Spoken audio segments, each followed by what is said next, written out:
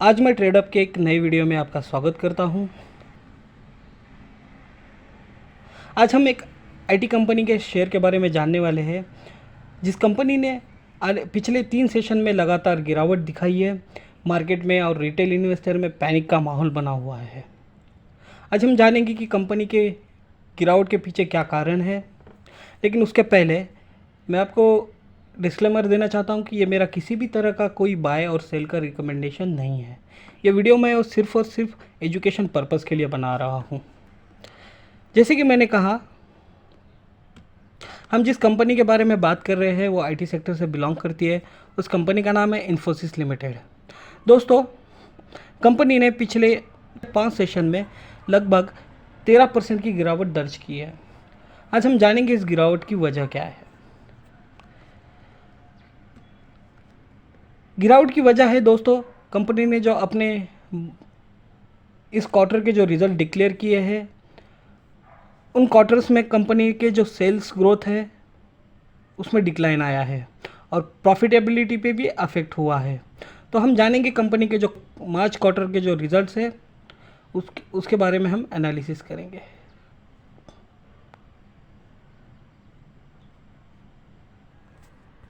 जैसे कि कंपनी ने इस साल अपने Q4 यानी कि मार्च क्वार्टर के रिज़ल्ट्स पोस्ट किए हैं।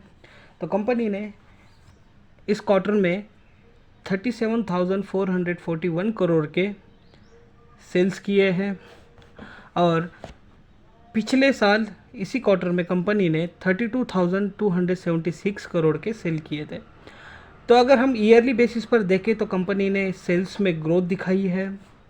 और वहीं अगर हम कंपनी के एक्सपेंसेस की बात करें तो कंपनी ने पिछले साल 24,430 करोड़ की जो है एक्सपेंसेस किया था और इस क्वार्टर में कंपनी ने 28,443 करोड़ का एक्सपेंसेस किया है।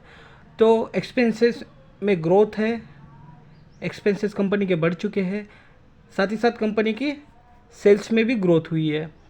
अब अगर हम देखें तो ऑपरेटिंग प्रॉफिट जो है, कंपनी ने इस क्वार्टर में जो ऑपरेटिंग प्रॉफिट दर्ज किया है 8,998 करोड़ है और वहीं पिछले साल सेम क्वार्टर में 7,846 करोड़ का ऑपरेटिंग प्रॉफिट दर्ज किया था।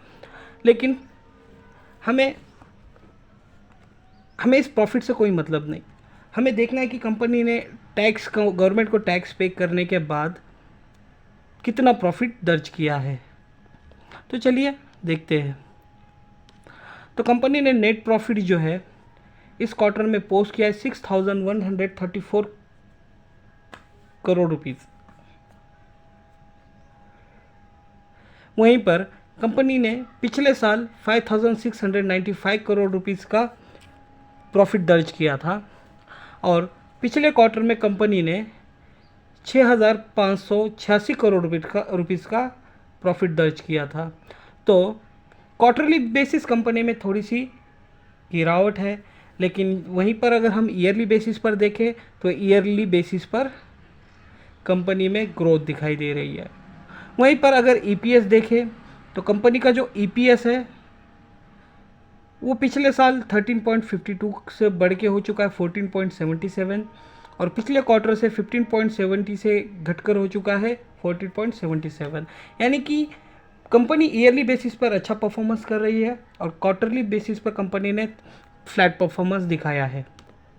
कंपनी के रिजर्व भी देख लेते हैं। रिजर्व्स तो कंपनी ने इस साल जो रिजर्व्स कंपनी के पास अवेलेबल है वो 73,338 करोड़ के हैं। वहीं पिछले क्वार्टर में जो है, पिछले साल के सेम क्वार्टर में कंपनी के पास जो रिजर्व थे 73,252 करोड़ के थे। कंपनी के शेयर होल्डिंग पैटर्न की बात करें तो प्रोमोटर्स के पास 15% स्टेक है, एफआईआईएस के पास 35%, डीआईएस के पास 33%, पब्लिक के पास 15%। तो फ्रेंड्स,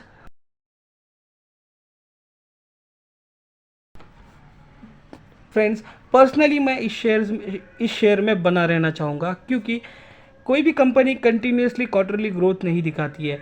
अगर कंपनी कोई कंटिन्यूसली हर क्वार्टर में अगर डिक्लाइन कर रही है, परफॉर्मेंस डिक्लाइन कर रहा है, तो हम उस शेयर से एग्ज़िट लेने की सोच सकते हैं। लेकिन ऐसी हल्की फुल्की जो प्रॉफिट और सेल्स में जो ग्रोथ डिक्लाइन हुई है, इससे हमें घबराना नहीं चाहिए। ये कंपनी में उतार चढ़ाव बने रहते हैं। फ़िलहाल यूरोप और अमेरिका में मार्केट में रिसेशन चल रहा है, इसीलिए कंपनी की जो परफॉर्मेंस है वो थोड़ी डिक्लाइन हुई है। तो इस शेयर में बने रहिए। शेयर से एग्ज़िट करने की कोई ज़रूरत नहीं है। चाहिए तो आप इसमें एवरेज भी कर सकते हो, क्योंकि शेयर जो है अभी आपको 13%, और अगर एक साल में देखें तो शेयर आपको लगभग 34 से 35% रफली